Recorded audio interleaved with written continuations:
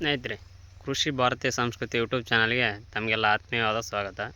ಇವತ್ತಿನ ದಿನ ನೀವು ನೋಡ್ತಾ ಇರ್ಬೋದು, ಇದು ಯಾವುದರ ಬಳ್ಳಿ ಅಂತ ನಿಮಗೆ ಆಲ್ರೆಡಿ ಈಗ ಗೊತ್ತಾಗಿರ್ಬೋದು. ನೋಡಿ, ಇದು ನಮ್ಮ ಭಾರತದ ಉಷ್ಣವಲಯದಲ್ಲಿ ಬೇಲಿ ಮೇಲೆ ಬೆಳೀತಕ್ಕಂತಹ ಬಳ್ಳಿ.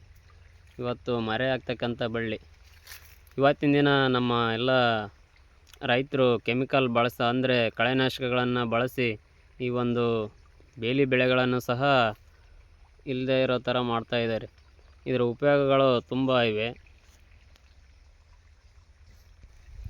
ಈ ತೊಂಡೆಕಾಯಿಯಿಂದ ಅನೇಕ ಪ್ರಾಣಿಗಳಿಗೆ ಅಥವಾ ಪಕ್ಷಿಗಳಿಗೆ ಕೂಡ ಆಹಾರ ಆಗ್ತದೆ. ಈ ಬೆಂಡೆಕಾಯಿಯಿಂದ ಅನೇಕ ಕಾಯಿಲೆಗಳಿಗೆ ಸಹ ಪರಿಹಾರ ಇದೆ. ಈ ಬೆಂಡೆಕಾಯಿ ಎಲೆಗಳನ್ನು ನಾವು ಸಣ್ಣವರಿದ್ದಾಗ ಶಾಲೆಯ ಬೋರ್ಡ್ಗಳಿಗೆ ಹಚ್ಚೋದಕ್ಕೆ ಹೋಗ್ತಾಯಿದ್ವಿ, ಅದು ಬೋರ್ಡ್ ಹೆಚ್ಚು ಕಪ್ಪಾಗಲಿ ಅಂತಂದೇಳಿ.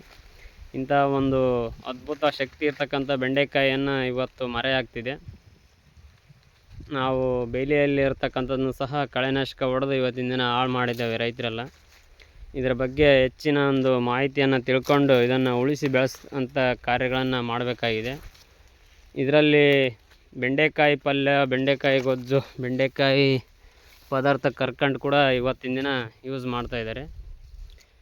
ಇವತ್ತಿನ ದಿನ ಯಾವುದೇ ಪಕ್ಷಿಗಳು ಸಹ ನಮಗೆ ಸಂತಾನ ಇಲ್ಲ ಅಂತ ಯಾವುದೇ ಹಾಸ್ಪಿಟ್ಲ್ಗಳಿಗೆ ಹೋಗ್ತಾ ಇಲ್ಲ.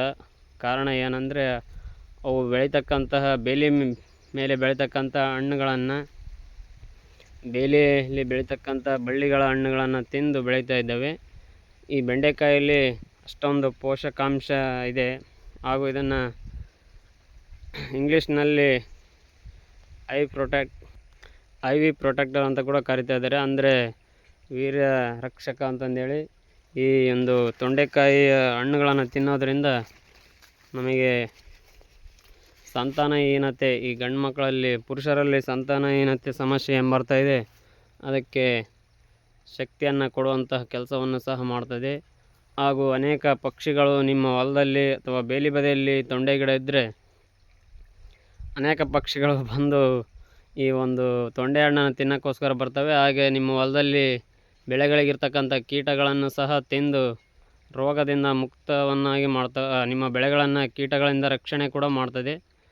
ಹಾಗೂ ಈ ಒಂದು ತೊಂಡೆಕಾಯಿಯಲ್ಲಿ ಹಾಗೂ ತೊಂಡೆ ಸೊಪ್ಪಿನಲ್ಲಿ ಅನೇಕ ಔಷಧೀಯ ಗುಣಗಳಿವೆ. ತೊಂಡೆ ಸೊಪ್ಪಿಂದ ಅನೇಕ ರೋಗ, ಅಂದರೆ ಚರ್ಮ ಕಾಯಿಲೆಗಳು, ಸೊರಾಸಿಸ್ನಂಥ ಚರ್ಮ ಕಾಯಿಲೆಗಳು ಸಹ ವಾಸಿ ಮಾಡ್ತಕ್ಕಂಥ ಶಕ್ತಿ ತೊಂಡೆ ಬಳ್ಳಿಗಿದೆ, ತೊಂಡೆ ಬಳ್ಳಿಯ ಒಂದು ಎಲೆಗಿದೆ.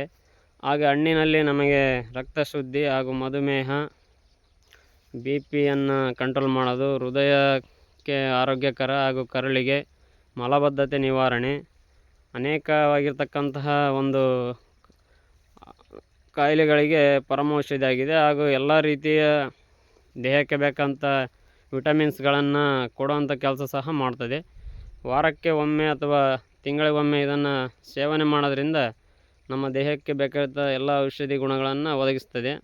ದಯಮಾಡಿ ಇನ್ನು ಮುಂದೆ ನಿಮ್ಮ ಬೇಲಿಯಲ್ಲಿ ಬೆಳೀತಕ್ಕಂಥ ಬಳ್ಳಿಗಳಿಗೆ ಕಳೆನಾಶಕಗಳನ್ನು ಸಿಂಪರಣೆ ಮಾಡಿ ಅವುಗಳನ್ನು ಹಾಳು ಮಾಡಬೇಡಿ. ದಯಮಾಡಿ ಬೇಲಿ ಬದಿಯ ಬಳ್ಳಿಗಳನ್ನು, ಬಾರೆಹಣ್ಣು, ಬಿಕ್ಕೆಹಣ್ಣು, ಕಾರೆಹಣ್ಣು, ಕವಳೆ ಹಣ್ಣು ಗಿಡಗಳನ್ನು ಉಳಿಸುವಂಥ ಕೆಲಸವನ್ನು ಮಾಡಿ.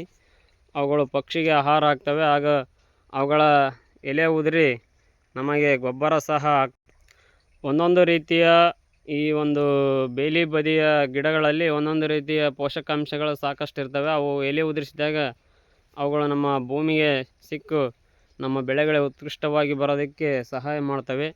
ದಯಮಾಡಿ ಇನ್ಮೇಲೆ ಯಾವುದೇ ರೈತರು ಈ ಒಂದು ತಮ್ಮ ಬದುಗಳಿಗೆ ಕಳೆನಾಶಕವನ್ನು ಹೊಡೆದು ಇಂತಹ ಒಂದು ಮಹತ್ವವಾಗಿರ್ತಕ್ಕಂಥ, ಉತ್ಕೃಷ್ಟವಾಗಿರ್ತಕ್ಕಂಥ ಔಷಧಿ ಗುಣಗಳಿರ್ತಕ್ಕಂಥ ಬಳ್ಳಿಗಳನ್ನು ನಾಶಪಡಿಸಬೇಡಿ. ಇದರ ಹಣ್ಣುಗಳು ಉತ್ತಮವಾಗಿರ್ತಕ್ಕಂತಹ ಸಿಹಿಯನ್ನು ಹೊಂದಿರ್ತವೆ. ಇದರಲ್ಲಿರ್ತಕ್ಕಂಥ ಬೀಜಗಳು ಎಲ್ಲ ರೀತಿಯ ಮಲಬದ್ಧತೆಗೆ ಔಷಧಿಯಾಗಿರ್ತದೆ. ಇದರ ಎಲೆಗಳನ್ನು ಮೊಸರಿನೊಂದಿಗೆ ಬೆರೆಸಿ ತಿನ್ನೋದ್ರಿಂದ ನಮಗೆ ಬೇದಿ ಸಹ ಕಂಟ್ರೋಲ್ ಆಗ್ತದೆ. ಒಟ್ಟಾರೆ ಹೇಳೋದಾದರೆ ಇದೊಂದು ರೀತಿಯ ಪರಮೌಷಧವೇ ಸರಿ. ಆದರೂ ಒಬ್ಬೊಬ್ಬರಿಗೆ ಇದರಿಂದ ಅಲರ್ಜಿ ಸಹ ಆಗ್ತದೆ. ಇದನ್ನು ಪರೀಕ್ಷೆ ಮಾಡಿ ಒಮ್ಮೆ ತಿಂದು ನಿಮಗೇನೋ ಅಲರ್ಜಿ ಸಂಬಂಧಿತ ಆಗಿ ಬಂದರೆ ಅದನ್ನು ಬಿಡೋದು ಒಳ್ಳೆಯದು. ಅಥವಾ ನಿಮಗೆ ಹಿಡಿಸಿದಲ್ಲಿ ಅದನ್ನು ಹೆಚ್ಚಾಗಿ ಸೇವಿದರೆ ಯಾವುದೇ ತೊಂದರೆ ಇಲ್ಲ. ಒಂದು ರೀತಿಯಾಗಿ ಸಂಪೂರ್ಣ ಔಷಧಿ ಗುಣಗಳನ್ನು ಹೊಂದಿದೆ. ಧನ್ಯವಾದಗಳು ಸ್ನೇಹಿತರೆ. ನಮ್ಮ ಚಾನಲ್ ಇಷ್ಟ ಇದ್ದರೆ ನಮ್ಮ ವಿಷಯ ಸಬ್ಸ್ಕ್ರೈಬ್ ಮಾಡಿ, ಲೈಕ್ ಮಾಡಿ, ಶೇರ್ ಮಾಡಿ. ಧನ್ಯವಾದಗಳು.